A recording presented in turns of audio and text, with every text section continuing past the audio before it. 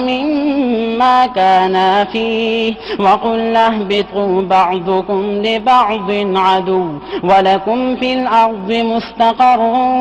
ومتاع إلى حين فتلقى آدم من ربه كلمات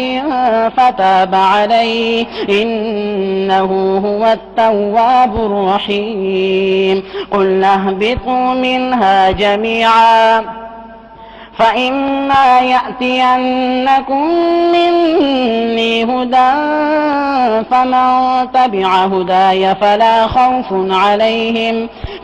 خوف عليهم ولا هم يحزنون والذين كفروا وكذبوا بآياتنا